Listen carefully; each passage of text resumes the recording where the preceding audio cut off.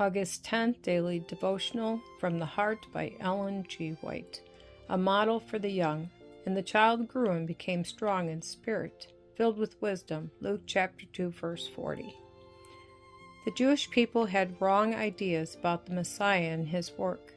They were looking for the glory that will be seen when Christ comes the second time, and did not study the Bible so that they could know that he was to come the first time in a very lowly way.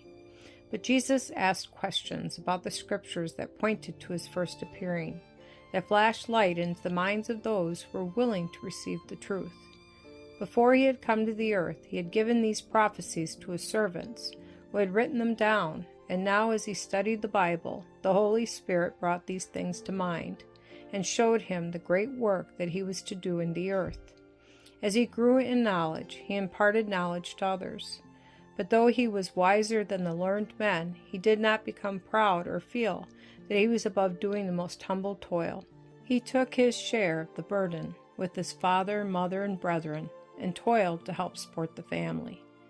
Though the doctors had been amazed at his wisdom, he obeyed his parents and worked with his own hands as any toiler would work.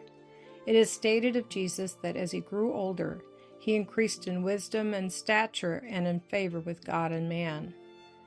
The understanding he obtained from day to day that showed him how wonderful should be his mission in the world did not lead him to neglect the humblest duties. He cheerfully took up the work that children and youth who dwell in humble households are called upon to do, for he knew what it was to be pressed by poverty. He understands the temptations of children, for he bore their sorrows and trials. Firm and steadfast was his purpose to do the right. Though others tried to lead him to do evil, he yet never did wrong, and would not turn away in the least from the path of truth and right. He always obeyed his parents, and did every duty that lay in his path.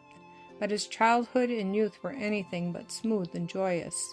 His spotless life aroused the envy and jealousy of his brethren, for they did not believe on him. They were annoyed because he did not act in all things as they did, and would not become one with them in doing evil. In his home life he was cheerful, but never boisterous. He ever seemed like one who was seeking to learn.